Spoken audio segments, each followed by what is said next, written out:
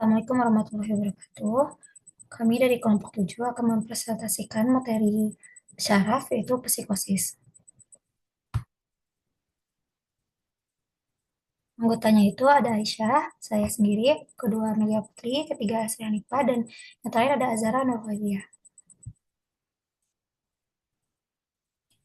Psikotik merupakan salah satu gangguan jiwa yang mengarah pada kumpulan gejala yang memengaruhi pikiran, perasaan, perilaku di mana selama episode psikotik, mereka akan sulit untuk membedakan antara yang nyata dan tidak nyata. Penderita psikotik biasanya akan mengalami delusi dan halusinasi. Jenis-jenis gangguan psikotik itu ada 12. Yang pertama ada gangguan mental dan perilaku akibat penggunaan zat psikoaktif. Yang kedua, skizofrenia, yaitu adanya gejala halusinasi, delusi, bicara kacau, serta gejala negatif seperti apatis dan isolasi sosial. Yang ketiga, gangguan skizotipal berada dalam spektrum skizofrenia yang ditandai dengan perilaku eksentrik, kepercayaan aneh, dan kesulitan menjalani hubungan sosial. Yang keempat, gangguan waham menetap, yang dimana disertai dengan gangguan mood berat atau gejala skizofrenia. Yang kelima, gangguan psikotik akut dan sementara, yang gejalanya muncul tiba-tiba dan berkembang cepat, seperti halusinasi, delusi, dan disorganisasi pikiran. Episode berlangsungnya singkat, yaitu kurang dari 1 bulan. Yang keenam ada gangguan skizoafektif, gabungan antara gejala skizofrenia dan gangguan mood. Yang ketujuh, gangguan psikotik non-organik lainnya, yaitu yang tidak sesuai dengan kriteria skizofrenia, waham menetap, atau gangguan psikotik akut. Yang kedelapan, mania dengan gejala psikotik, yang dimana ekstrim disertai delusi atau halusinasi, misalnya delusi kehebatan. Yang kesembilan, gangguan afektif bipolar episode kini manik dengan gejala psikotik, yang dimana episode manik dari gangguan bipolar dengan disertai gejala psikotik seperti waham, kebesaran, atau halusinasi. Yang ke-10 yaitu gangguan afektif bipolar episode kini depresif berat dan gejala psikotik, yaitu episode depresi berat disertai dengan gejala psikotik yang bersifat mood kongruen atau mood inkongruen. Kalau mood kongruen itu dia sesuai suasana hati, sedangkan mood inkongruen itu yang tidak sesuai suasana hati. Yang ke-11 episode depresif berat dengan gejala psikotik yang disertai dengan halusinasi atau delusi saat mengganggu fungsi sosial dan menimbulkan risiko bunuh diri. Dan yang terakhir itu ada gangguan depresif berulang episode kini berat dengan gejala psikotik, yang merupakan episode depresif berat yang berulang dengan adanya gejala psikotik tanpa ada riwayat episode manik.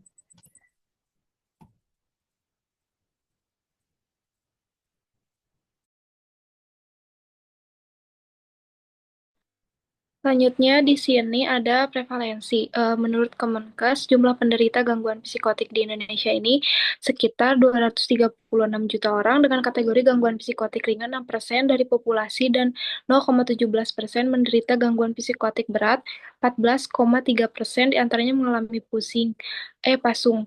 Tercatat sebanyak 6% ini penduduk berusia 15 sampai 24 tahun mengalami gangguan psikotik. Dari keseluruhan provinsi di Indonesia, Sumatera Barat merupakan peringkat ke-9 dengan jumlah gangguan psikotik sebanyak 50.608 jiwa dan prevalensi masalah skizofrenia pada urutan kedua sebanyak 1,9 per mil.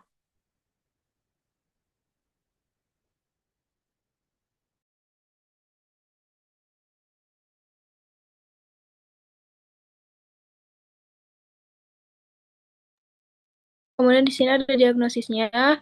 Menurut Diagnostic and Statistical Manual of Mental Disorders, edisi kelima, diagnosis psikosis ini dapat dibuat jika ditemukan yang pertama, kehadiran setidaknya salah satu dari gejala inti delusi, halusinasi, atau bicara tidak teratur. Yang kedua, gejala ini harus bertahan selama minimal 1 hari dan secara signifikan mengganggu fungsi sosial atau pekerjaan. Yang ketiga, gejala tidak disebabkan oleh kondisi medis lain atau penggunaan zat. Kemudian untuk pemeriksaan penunjangnya, yang pertama ada pemeriksaan lab, ada tes darah lengkap, fungsi hati, ginjal, tiroid, dan elektrolit. Kemudian keduanya ada tes untuk menyingkirkan infeksi, misalnya HIV, narkoba, untuk memastikan tidak ada penyalahgunaan zat yang memicu psikosis. Kemudian ada pemeriksaan pencitraan otak. Yang pertama itu ada CT scan atau MRI yang digunakan untuk menyingkirkan kelainan struktural seperti tumor, pendarahan, atau infeksi otak yang bisa menyebabkan gejala psikosis. Yang ketiga ada pemeriksaan elektro elektroensefalografi ini untuk mengevaluasi aktivitas listrik otak, terutama jika dicurigai adanya epilepsi atau gangguan neurologis yang bisa memicu psikosis.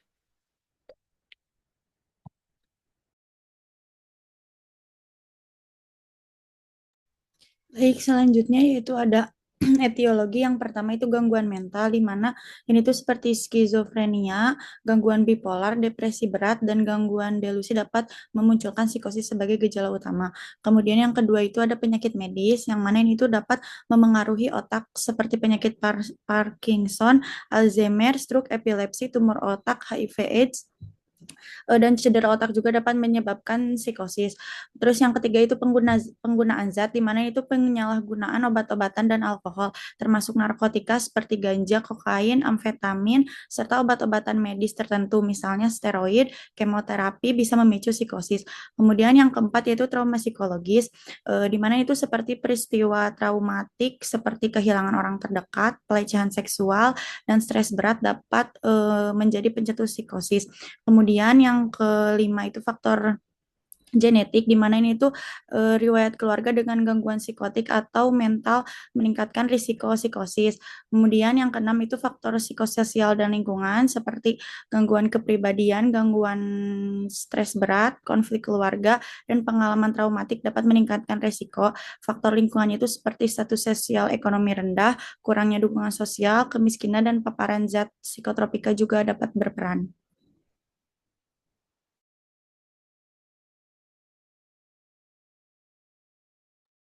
Selanjutnya di sini ada manifestasi klinis. Yang pertama itu kesulitan berkonsentrasi, yang kedua halusinasi, yang ketiga berbicara tidak jelas dan kesulitan mengingat.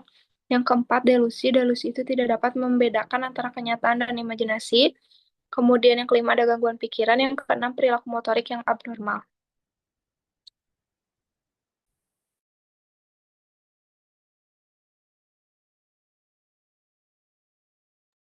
Selanjutnya yaitu faktor resiko. Di sini faktor resikonya terdapat 4. Yang pertama yaitu faktor biologis. Contohnya yaitu keturunan atau genetik, trauma kepala, penyakit kronis. Yang selanjutnya yaitu faktor psikologis. Contohnya tipe kepribadian, pengalaman yang tidak menyenangkan, keinginan yang tidak terpenuhi. Kemudian selanjutnya ada faktor sosial, biasanya disebabkan karena tidak memiliki teman dekat, kemudian ada konflik dengan orang lain. Kemudian yang terakhir yaitu faktor penggunaan zat. Zat-zat yang bisa memicu faktor resiko terhadap penyakit psikosis ini ada salah satunya yaitu amfetamin, ganja, kokain, ketamin, obat kuat LSD, MDMA atau ekstasi, dan masih banyak lagi. Ini hanya sebagiannya. Next.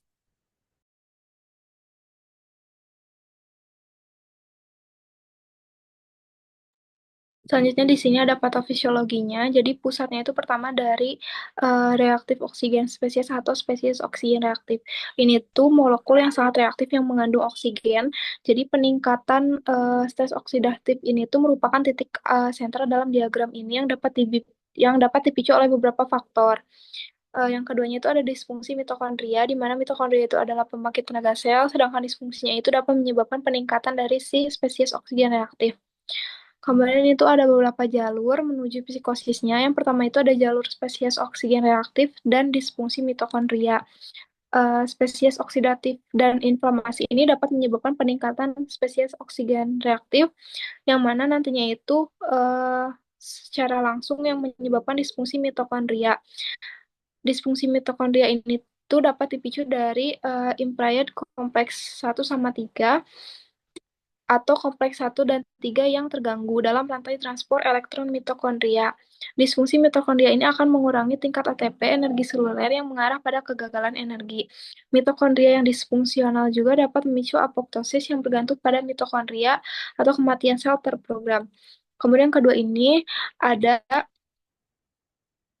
jalur peran spesies oksigen reaktif dalam inflamasi dan neuroinflamasi.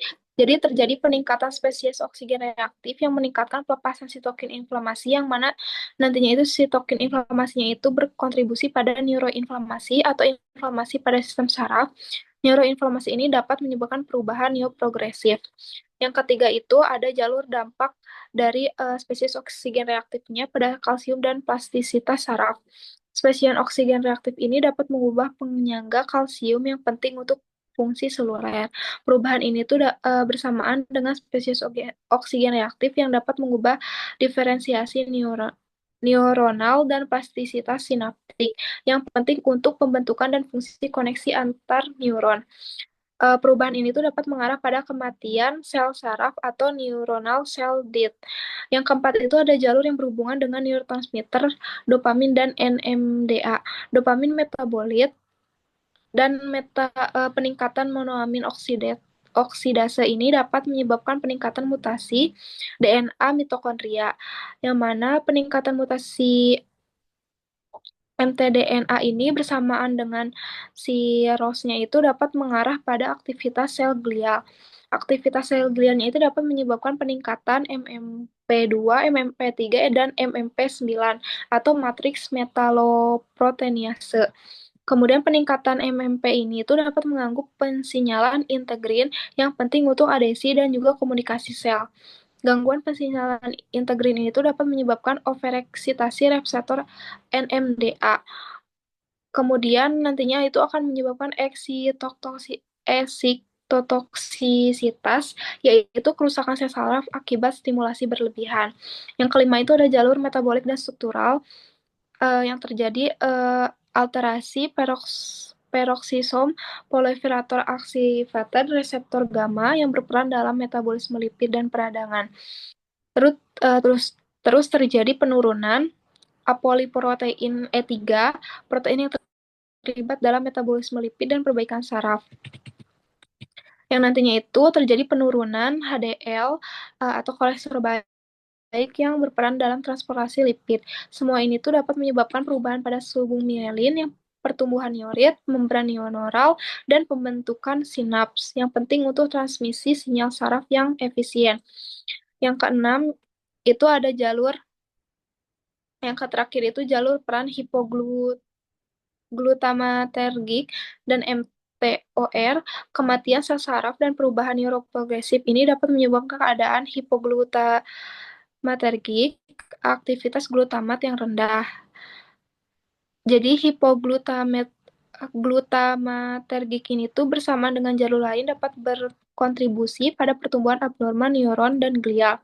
Pertumbuhan abnormal ini tuh dapat menyebabkan hiperaktivitas MTOR, target rapamycin mamalia, sebuah jalur pensinyala yang terlibat dalam pertumbuhan dan proliferasi sel. Hiperaktivitas MTOR juga dapat berkontribusi pada pertumbuhan abnormal neuron dan glial.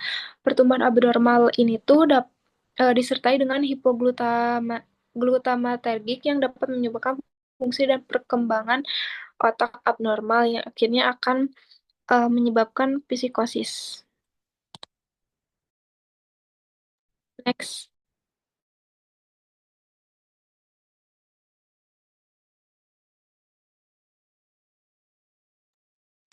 Selanjutnya yaitu terdapat algoritma terapi pada penyakit psikosis. Yang algoritma pengobatan antipsikosis ini bertujuan untuk menangani pasien dengan gangguan psikosis yang bersifat bertahap, dan pengobatan bisa disesuaikan tergantung respon pasien.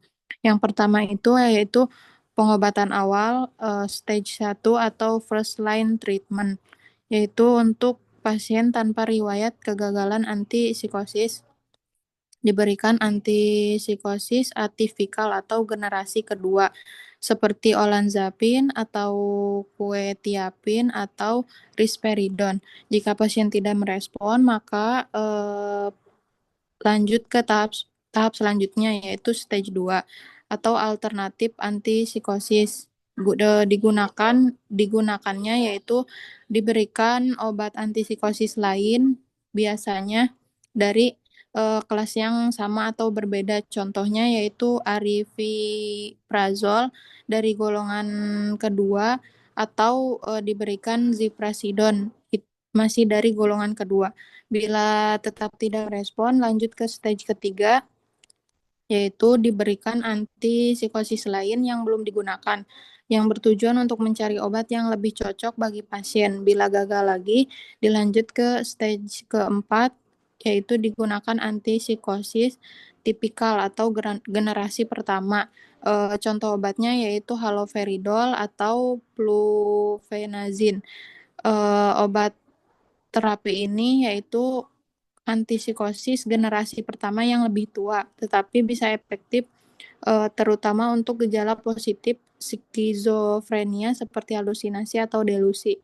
Jika tetap gagal, yaitu lanjut ke stage kelima, yaitu diberikan clozapine jika stage sebelumnya gagal. Clozapine ini antipsikosis yang sangat efektif untuk psikosis yang resisten terhadap obat, tetapi memerlukan pemantauan ketat karena bisa menyebabkan agranulositosis atau penurunan sel darah putih. Tetapi jika pasien hanya merespon sebagian, lanjut ke tahap augmentasi atau tahap kombinasi, yaitu kombinasi clozapine dengan antipsikosis tipikal atau atipikal, atau jika tidak merespon bisa kombinasi clozapine dengan mood stabilizer, contohnya valproat atau lithium, atau bisa juga kombinasi clozapine dengan ECT. ECT ini yaitu elektrokonvulsif terapi atau terapi kejang listrik. Selain itu bisa clozapine dikombinasikan dengan antidepresan jika ada gejala depresif yang menyertai. Jika obat sebelumnya tidak merespon, kombinasi ini tidak merespon, maka dilanjutkan ke tahap selanjutnya, yaitu tahap terakhir, stage ke-6, yaitu terapi kombinasi intensif. Jika semua stage gagal, maka digunakan kombinasi intensif ini. Contohnya yaitu kombinasi antipsikosis atipikal atau generasi kedua dengan generasi pertama dikombinasikan. Kemudian ada kombinasi beberapa antipsikosis di atipikal, yaitu kombinasi di satu generasi tapi diberikan 2 obat bersamaan. Kemudian yang terakhir itu ada kombinasi antipsikosis dengan ECT atau elektrokonvulsif terapi. Next.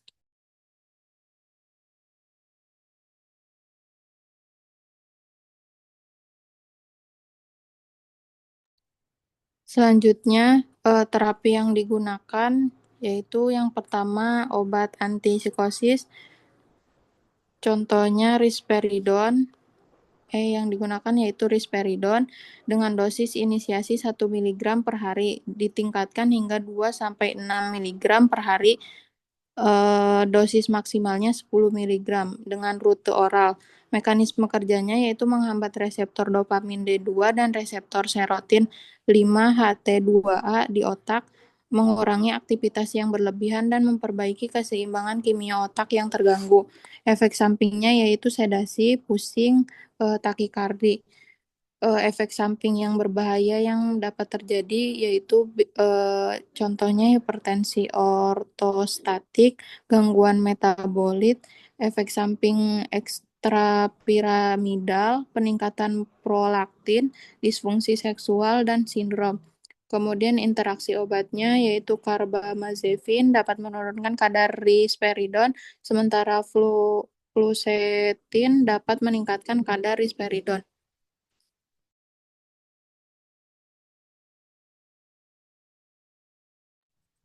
Selanjutnya itu penggunaan haloperidol dengan dosis 1,5 sampai 3 mg dan ditingkatkan sesuai kebutuhan. Dosis maksimalnya itu 20 mg. Mekanisme kerjanya secara non-selektif menghambat reseptor dopaminergic kedua postsinaptik di otak. Efek sampingnya yang umum itu ada sedasi, penglihatan kabur, pusing, mulut kering, retensi urin, dan konstipasi. Efek samping bahayanya itu hipertensi ortostatik, efek samping ekstrapiramidal, perubahan EKG, peningkatan berat badan, galaktoria atau menoria, sindrom malignan neuroleptik. Interaksi obatnya itu ada quinidin, buspirone, dan fluoxetine, meningkatkan kadar plasma haloperidol, sementara carbamazepine, phenobarbital, dan rifampicin menurunkan kadar plasma haloperidol.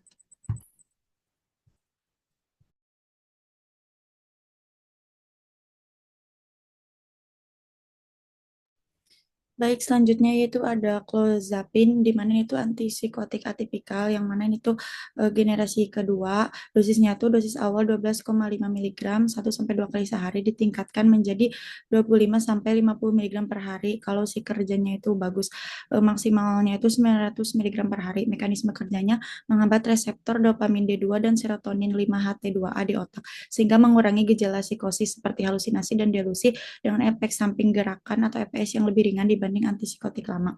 Untuk efek sampingnya ada sedasi, peningkatan berat badan, hipersalivasi, mulut kering, sembelit, hipotensi ortostatik atau tekanan darah turun saat berdiri, takikardia, granulositosis, di mana itu penurunan sel darah putih serius, kejang, efek metabolik, diabetes, dislipidemia. Untuk interaksi obatnya dengan obat menekan saraf pusat seperti benzodiazepin yang meningkatkan sedasi, kemudian antikolinergik yang memperberat konstipasi, serta obat kemoterapi yang meningkatkan risiko agranulositosis.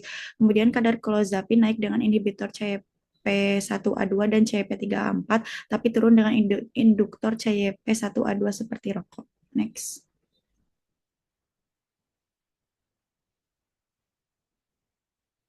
Kemudian untuk terapi non farmakologinya, yang pertama di sini ada terapi keluarga, di mana ini tuh memberikan dukungan informasi dan emosional kepada keluarga agar dapat membantu pasien dan mengatasi masalah yang muncul saat gejala kambuh. Kemudian ada grup terapi atau terapi grup, di mana ini tuh pasien bergabung dalam kelompok dengan kondisi serupa untuk saling memahami dan belajar cara mencegah serta meredakan gejala psikosis. Kemudian yang ketiga itu ada terapi perilaku kognitif atau CBT, di mana ini tuh membantu pasien memahami dan mengendalikan gejala psikosis agar dapat menjalani aktivitas sehari-hari dengan lebih baik. Kemudian ada deep breathing relaxation, di mana itu relaksasi napas dalam. Kemudian ada terapi komplementer, yang mana ini tuh seperti meditasi, hipnoterapi, dan teknik relaksasi juga dapat mendukung pengobatan konvensional untuk mengurangi gejala dan kekambuhan. Next.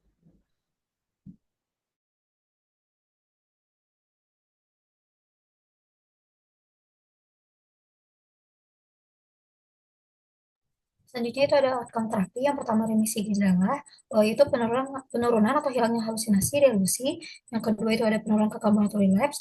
Yang ketiga fungsi sosial dan okupasional meningkat, yaitu pasien mampu kembali menjalani aktivitas sosial, pekerjaan atau pendidikan. Terus yang terakhir itu kualitas hidup meningkat.